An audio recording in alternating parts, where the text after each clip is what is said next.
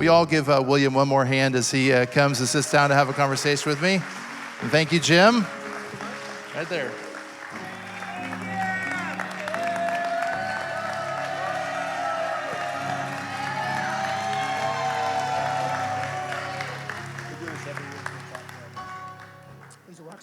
He's not that great. All right, so it's fine. We get it. It's very kind of you, though. Very kind of you. Wink, wink. All right. We're going to kind of get right to it. We've talked about a lot, William and I, and some of our band came over yesterday for a little bit, and Jim was over there the night before, and we had a lot of conversation about a lot of things. I've just been so impressed with, I think Robin said it best. She said, considering all that you have experienced and seen and been through, your level of like your ability to forgive, to move on, to not have sour grapes and all of those things was astounding. So how have you maintained the attitude you've maintained and continued to move on with your individual gifts and callings and even connection to the divine? Wow. What's funny, I actually don't feel like I'm good at forgiveness. Maybe is that the qualification that makes you good? I don't know. Yeah, I hear that question. I've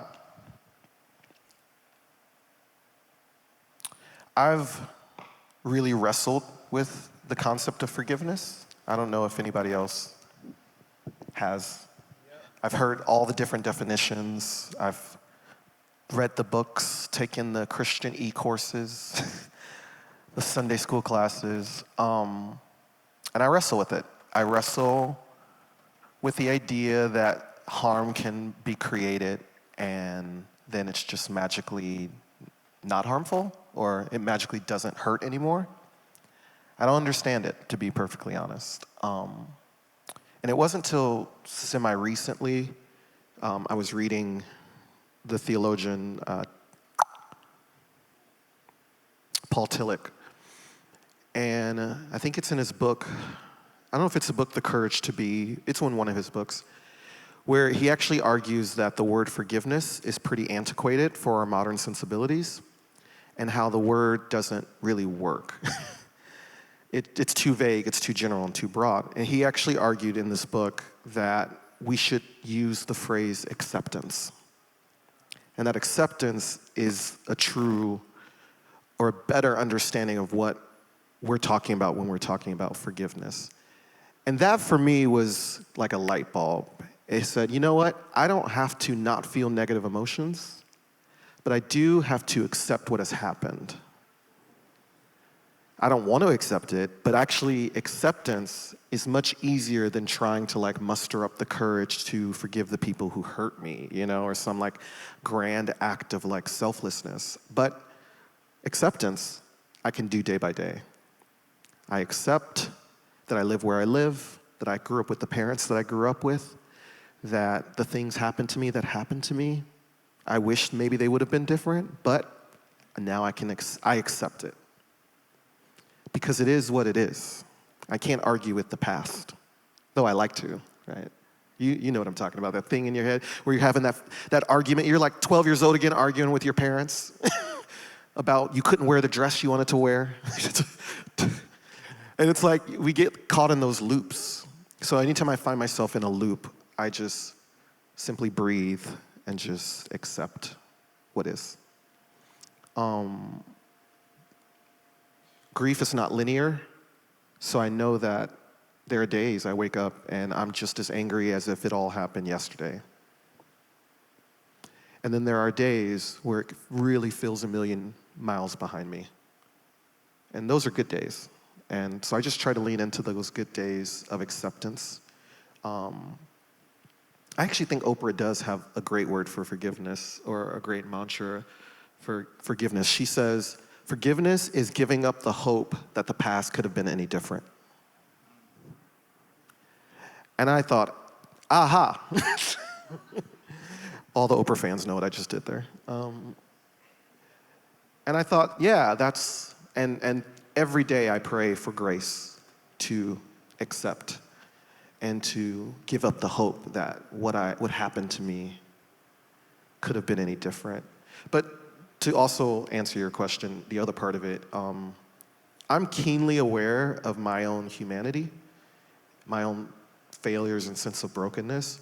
So if I'm looking at even people who've hurt me, I can always, at least from a logical perspective, recognize their own brokenness and humanity in that situation, even if it was just outright crazy, right?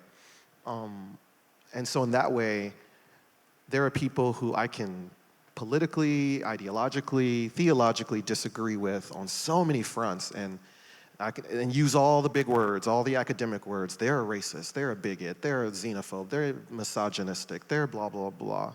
And yet, there's still that little boy, little girl inside of them who is crying out for attention. And the way in which they're acting, I see the patterns and the genealogies and the histories of trauma at work in people's bloodlines and their families. So I hold both, the reality that hurt people, and that's why in this situation I was hurt, but I'm also keenly aware of like my capacity for hurt. And probably nothing has taught me that more than this actual year of my life of having these stories and legacies of, oh, the church hurt me, the church did this to me. Yet I found myself in several scenarios with very close friends that I hurt. And I contributed to their trauma. And I sit in the juxtaposition of both of those. So I don't know if that's an answer. Is that an answer? Yeah, that's an answer. Is this what Trump calls the weave? I don't know if we're going to go there. But anyways, for those of you that don't know, I'll give you just a very quick setup for this. William was a part of Bethel Music from Redding, California, Bethel Church. And Bethel very quickly became, at least at one time, the biggest player, if you will, in all of worship music. And they still are a major player. They toured around the world. They sold out arenas. And William was at the epicenter, not a background vocalist, leading with Bethel Music around the world. One of the most prominent explosions of art, if you will, in an international stage that we've seen in my lifetime. And he was at the center of it. And without getting into the details of it all, was really left for dead in the middle of that.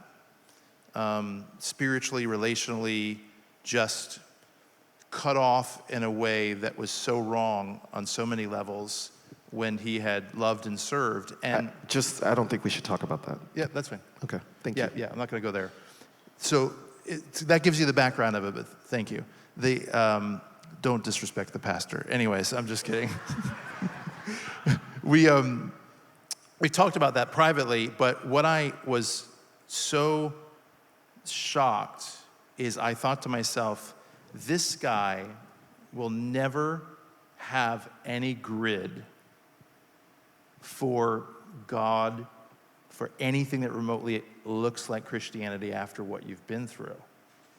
And I know on the other side of it, your view is much broader and more inclusive, but like, what has gone on inside of you that has said, if it's God didn't do this to me, or like what has gone on inside of you that has allowed you to maintain some semblance of faith in all of this? You said a lot of words there. That's typical. The way my brain is like, you haven't had 2 cups of coffee, you only had 1. Yeah, so I'll just be honest, like, my church trauma mainly has nothing to do with anything I ever did in my adult life. I grew up the son of a pastor. That alone. My wrestle with the big question of evil and what is God doing and not doing and all that started at a very young age, right? Like, I believed in a God who was always looking over your shoulder, making sure you were naughty or nice. Very much like Santa Claus, actually, now that I look back on it. And also, the pictures of Jesus were white, so maybe similar. I grew up with a very strong sense of like a punitive God who loved me, but until you did something wrong. And then if you did something wrong, you're gonna get bad dad. Bad dad's gonna show up. And it's kind of that like two-faced like side of God. But like, I always think Christianity is like it's a bit of a bitter pill in some ways. Some of the systems that we came to faith in were really toxic, but they also weirdly had the cure as well and the antidote for healing. So anybody remember, I'm an 80s kid, I was born in the early 80s. So remember that Salty the Singing Songbook? Yep. The way I clung to that as a kid, talk about that being a cure. There's this song that they used to sing, and it was like they got lost they were on a camping trip, all the kids. And I don't know if you know, just let me clarify this actually. Salty is a singing choir hymnal book. He literally is like in a costume in a blue book with arms and legs. And he's leading children camping in the wilderness? Why would you trust a hymnal to take you mountaineering? It didn't make sense. But they love to sing, and I love to sing. And singing was always my place of joy. But there was this one song I'll never forget. As a kid, I used to sing it. And one of the kids, or a few of them, got lost in the wilderness apart from the group, so they were afraid. And they were like, Johnny, whatever his name is, when I get afraid, I just sing this song. And the song was, I cast all my cares upon you, and I lay all of my burdens down at your feet. And anytime I don't know what to do, I will cast all my cares upon you. That song was like a pathway to freedom for me. Because anytime I realized I felt anxious, and in church I often felt anxious, I had a place to cast my cares. There was always a way out. If I ever felt in a conundrum or a puzzle internally and just couldn't work through something theologically or intellectually or logically, I knew I could always just, there's a place I can cast all my cares. And it's really that sense of surrender and trust. And faith can get complicated, especially when you do it as a profession. But I always came back to that later on in life. I could work myself up in these theological ivory towers of belief and doctrine and practice and ministry, and ultimately would always fall back into surrender, rest, authenticity, wholeness. Another word I changed out is the word holy, because I think it's Richard Rohr that defines holiness as wholeness. And that was a game changer for me to recognize holiness was not a laundry list of to-dos or how to be in the world. It was an internal reality of wholeness. I'm already made in the image of God. I'm already good.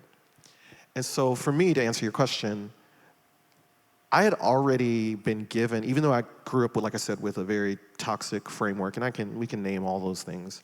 I also grew up with a very universalist lens. Like, I stopped believing in hell like in my early 20s, long before I was ever doing Christian music. Like, I'd always just had this belief that God was not as punitive as everyone was making him out to be, maybe because I wrestled with that as a child. But it was like a load off when I read Madeleine L'Engle's Walking on Water at 14, and she's like, yeah, hell probably doesn't exist, but if it does, it's not a place of punishment. It's a place of remediation because God's good. And that was, at 14, I was like, wait, what? I don't have to believe in eternal conscious torment and damnation, and if I sin and then I die, I go to hell just on the technicality. Like, you guys know what I'm talking about. I had both. I had the freedom of the Christian mystics and authors and thinkers like C.S. Lewis and George MacDonald and fiction writers, and seeing God in everything. Like, my parents gave me toxic religion, but they also gave me a wider view of God too. So I always had both. And when we get overwhelmed, I'd always just lean on the goodness of God and the surrender to that innate goodness that none of us can do anything about. And for me, that's grace. So yeah, trauma comes, trauma goes. We all have it in spades. There are no oppression Olympics here. But I know I always have a place to lean on. And when no one else is around, I have that place inside of me. And that deep well is what carries me and still carries me to this day. I could have probably given a more theological answer of why I'm still a Christian, but I wanted to go kind of personal there. I think, because you and I did know each other personally, we knew a lot of the same people, but my ideas going into just sitting down and having dinner together and talking were, your language was much more what I remember growing up than I thought it would be. And not in a bad way, but I was like, you've maintained this kind of steadfastness, even in the questioning and wrestling. You've maintained this steadfastness of like I love God, and I want to be me and the fullness of me here on the earth. And that was inspiring for me to just see, and also challenged me not to judge and pre-think where someone's going to be in their journey. Sure, you can fully deconstruct yourself out of Christianity if you want to. You have every right to. When I let go of the need to have to save people, that was the most freeing experience of my life. I would look at people going through struggling with their faith and wrestling with doubt, and I go, you're free to not be a Christian anymore. I just need you to know from a logical perspective, with everything you've experienced and gone through, if you walk away from Christianity, you are right to do so. If you never pick up the Bible again, if you never utter another prayer, you are probably more than justified. And that's okay. Start there, because what good religion needs you to have to believe in it for it to be right? Right? God is much bigger than our need to control God. And I don't need to convince anyone of who God is, what God is to me, and because I know you have it, and you have it for you, and it might look different, or you don't have it, and that's okay too. And then it freed me up to have conversations about faith, because then I'm like, well, I could tell you what I've experienced, what works for me. I can tell you, intellectually speaking, I've read all the books. I've listened to all the authors and the theologians, and I did multiple stints in Bible college. I'm actually a Bible college dropout. I'm like Kanye, but reverse. Seriously, I really am. I never finished any of my courses because I would always get to the end of it and be like, and this was pointless. It's all about love.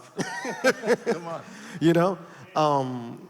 Yeah, I can then tell you I reached these logical conclusions after reading the who's who of whatever, and I just would come back to that center of it's about love. That's it. And for me, I also ran into with my deconstruction, I ran into the feeling of, I can't be an atheist. I've tried, can't do it. Not because anything's wrong with it, just because I knew from my cultural context, it would be like learning to speak French at 70 years old. I could maybe do it, but it'd be long, it'd be hard, and that's too much. I'm too old. So Christianity just works for me, and I'm okay with that. But I'm also okay with leaning into my cultural context because I can never escape it. I grew up in Detroit, Michigan, at a black church. My language will always be God language. It's what I was caked and baked in. It's what grew me up. And it will always speak highest to me more than any other language. I can read the Bhagavad Gita. I can read, why can I not think of these other texts that I have in my home? The Quran. I can read other religious texts and find beauty in it and find oh, that's interesting. I love Sufism and I love Rumi, the poet, right? I love it, but that's not my first language. My first language is black churchy. Will always be, holiness bent, a little Pentecostal, but not too much. Y'all know there's brands of black church that are more holiness than Pentecostal. That's the one I grew up in. We're a little liturgical, a lot of liturgical, a little Pentecostal. You could speak in tongues, but do it under your breath, and no one really knows. My grandfather, My grandfather used to convince people, like, not to speak in tongues. He didn't think it was a true sign of the Holy Spirit. And, and then my parents thought differently. And so I always grew up in this, like, kind of muddled, like, these are the most, like, fundamentalist Christians, yet also, my grandmother would take my dad back in the 1950s to go see movies, which for our denomination, that was a graven image. You can't go to movies, right? Like, women wore skirts, and my parents got married with wedding watches, and because jewelry was a sin. Like, but also, my aunt defaced the manger scene in front of the church because they were all white. And she said, these people weren't white. Why are we celebrating a white manger scene? Right? And in the middle of the night, sneaks in and, like, defaces it and turns them all black.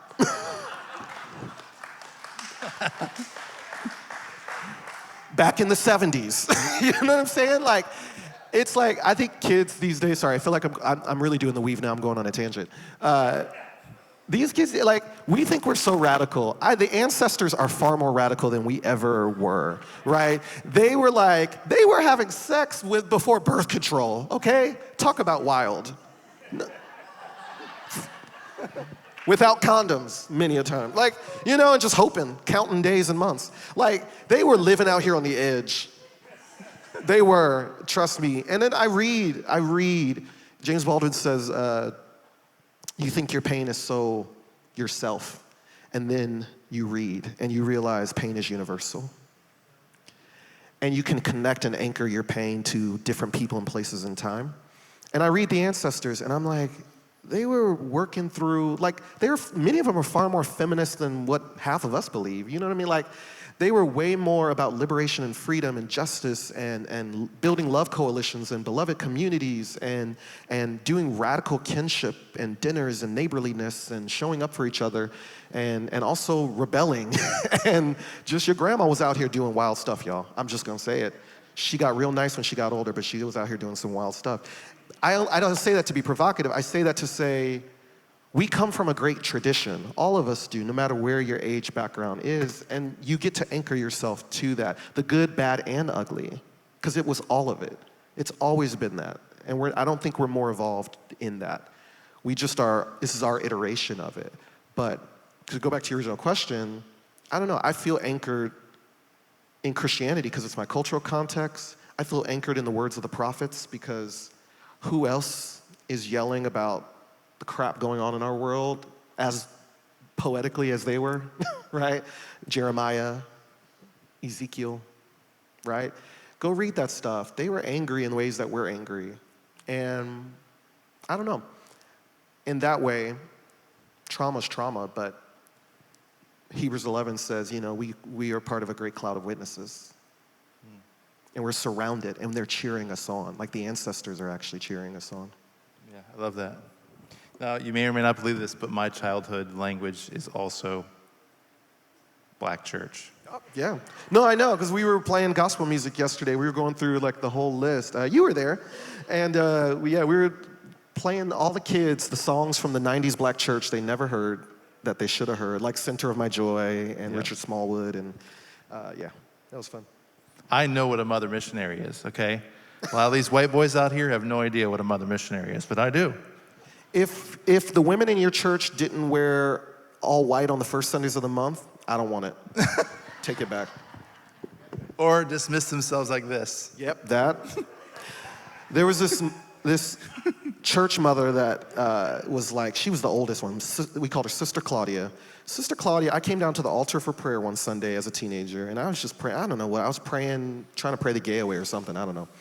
And she came up to me and she whispered she put her hands on my shoulder and she whispered in my ear and she goes, baby, this is what you do. You put the Bible under your pillow at night so the word of God gets into your head. And I was like, and I actually tried it. And then I realized I was in 6th grade, so I was taking science class, and I was like, oh, the Bible doesn't work by osmosis, oh. But the sincerity, the genuineness, you're in pain, here's a little something. It might not work, it's folklore, but I don't know, like, I come from folksy people, and they always told the truth, or tried to at least, and I just want to be a part of that, and to continue to do that. Yeah, Yeah. You all have time for a couple more questions. Is that all right? You enjoying this? All right, good. So, all right, quickly, we're going to shift gears. Other than looking exactly like Harvest, if you built a church today,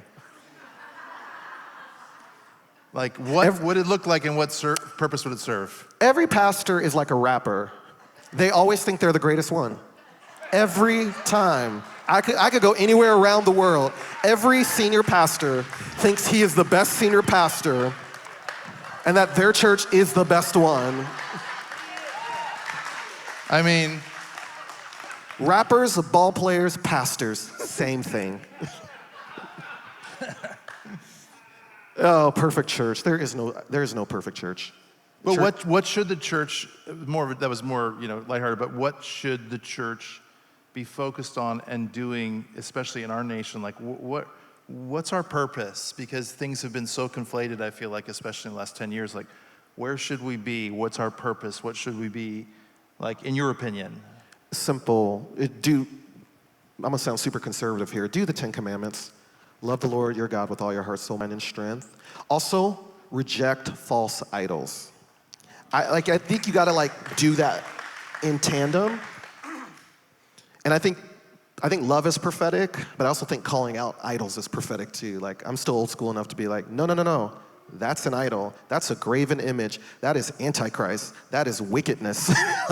And I don't mean in the moralization of pointing out each other's sins. I'm talking about in the way in which people, let alone leaders, prop themselves up as the solution and answer to everything.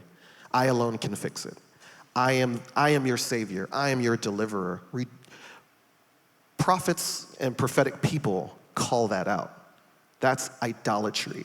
Political idolatry, religious idolatry. So whatever you're building, always be willing to tear it down. Not for the sake of being self-defeating, but for the sense of always be willing to reimagine it, because any structure that's being built has to be flexible enough and fluid enough to move with the times and not to get too rigid and stuck. Because if you build an idol of church, then you start worshiping a golden calf, right? Because Moses was gone a long time, and we don't know if he's coming back. So we got the one revelation, so let's hold this one revelation and stay there forever and just And meanwhile, Moses comes back and got the whole 10 Commandments, and he's like, what are y'all doing? Right? Like, he came back and it's pretty.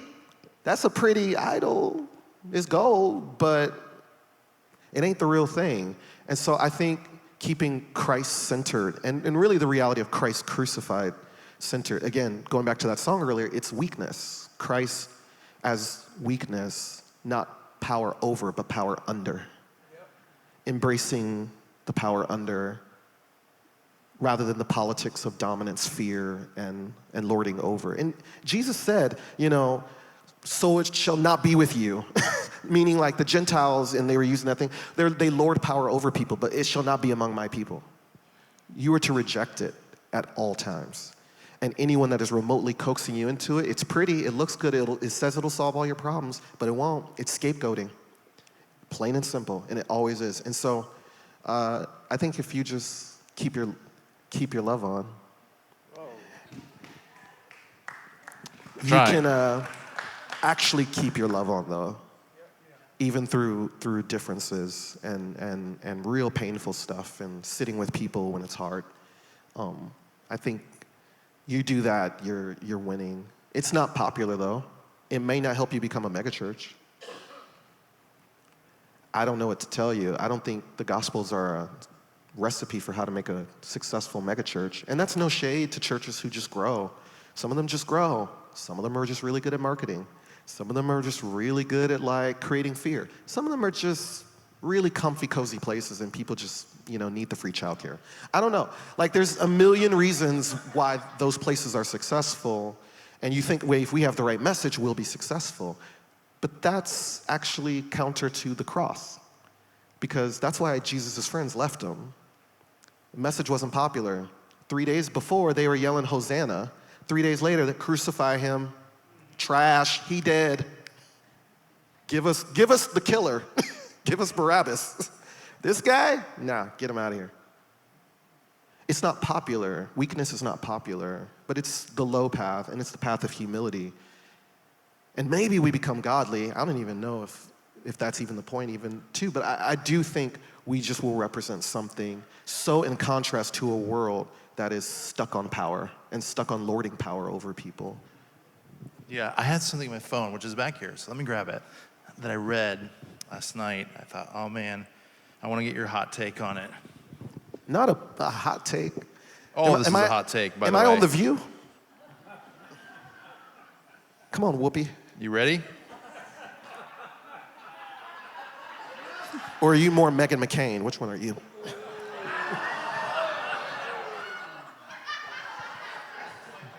I haven't written the check yet, but anyways, you don't care. I read this last night, and it just hit me, and I was thinking of you. The first person in Scripture to name God was Hagar, a woman, a single mother, an enslaved African. She says, I have seen the one who sees me.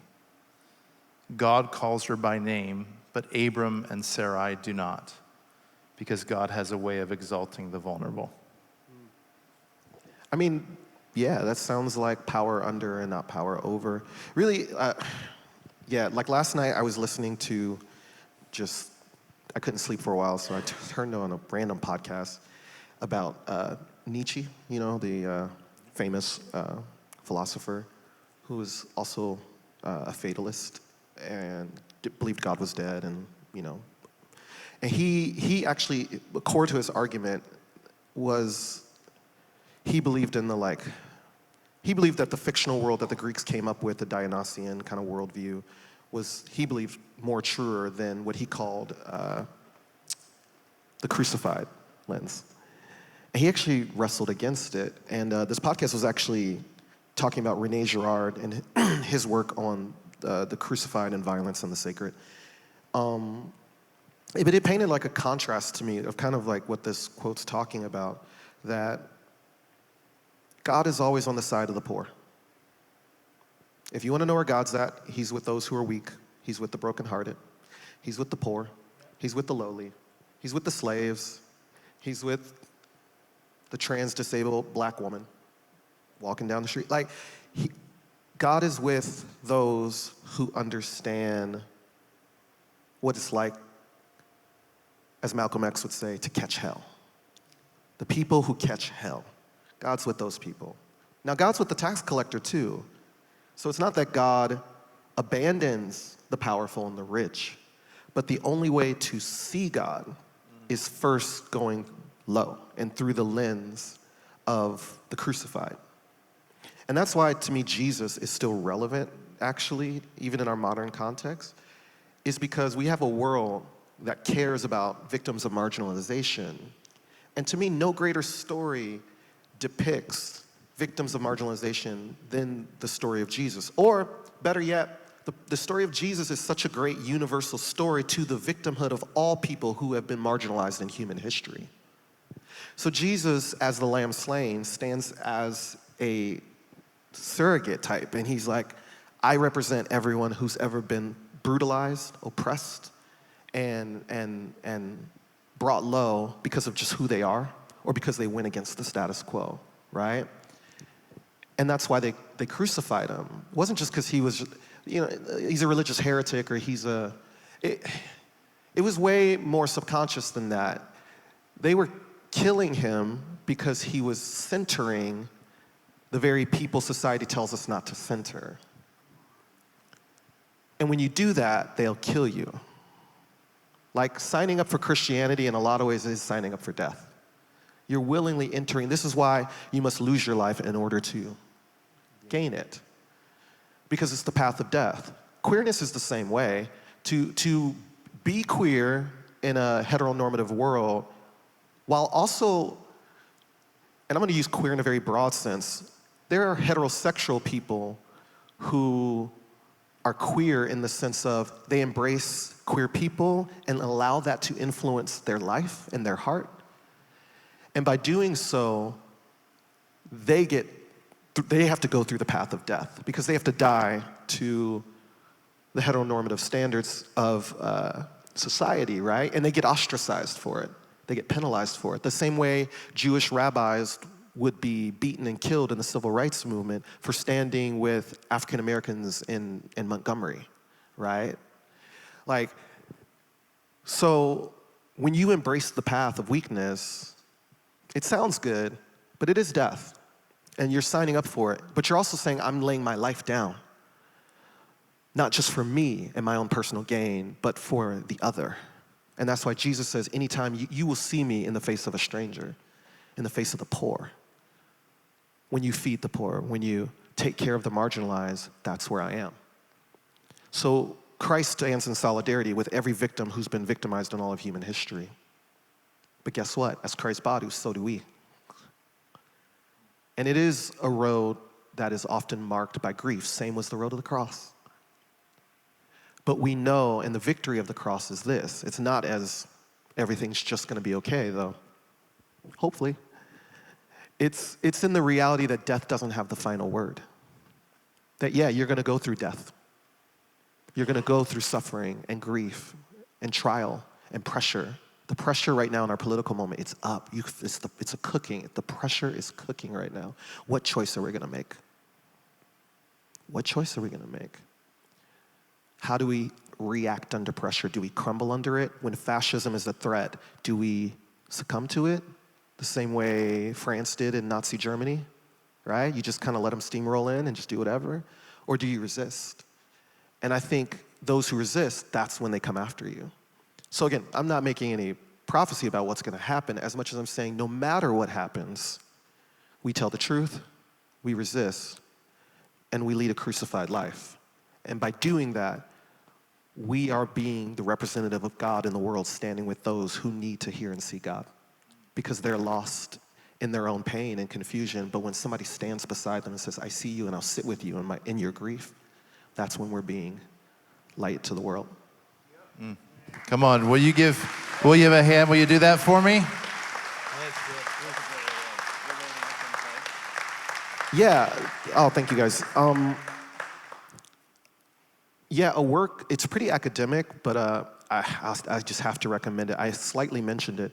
I highly recommend reading or listening to podcasts about René Girard. He's a French philosopher who grew up Catholic, kind of went astray, and ended up coming back to Christianity based on his cultural criticisms and anthropology. And I say that, and it sounds kind of here, but nobody has probably impacted my view about the crucified thing than René Girard. And a little unknown fact about him was back in the 1950s, he came to America and taught at Duke. And it's heavily rumored from people who knew him best that he actually witnessed a lynching in the South. And he's the guy who popularized the term scapegoating. So that phrase and how it's used currently comes from his study and definition of it. I think we have a true inability in this present moment culturally, politically, all the things, to understand what scapegoating really is and how it works. And our inability to see it and find it distasteful, especially as Christians, is why Christianity repeats so many of these toxic cycles. And so René Girard actually theorizes the history and the roots of violence in religion and how it operates, and also how we can discern and see scapegoats, and how systems of power scapegoat marginalized people, and how can we kind of interrupt and resist that pattern. I think if people, especially American Christians, understood the power of scapegoating, and I actually would argue scapegoating is the power of the satanic. It's very dark magic. And that's why it has a hold on people, and we're like, these people, why are they so drawn to this negative toxic energy? And that's the power of scapegoating. It really is a delusion, and our inability to understand it makes us ineffective at fighting it. So we just kind of rage at these people, not understanding there's an actual sociology at work to why people buy into the bullshit. And if we can find ways to disrupt those patterns, then we can actually liberate people from their own self-delusion, but also their need to project their own fear, anxiety onto others. That's the pattern we have to stop. So it's sobering, but I highly recommend René Girard. You just look on Spotify and just René Girard and start there. There's a book called I See Satan Fall as Lightning. Excellent book. Things Hidden from the Foundations of the Earth is a great book, and Violence in the Sacred. Or if you're like me and you just want like a glimpse of it all, there's a Rene Girard Reader on Amazon. It's like kind of, they combine a lot of excerpts from all his books. But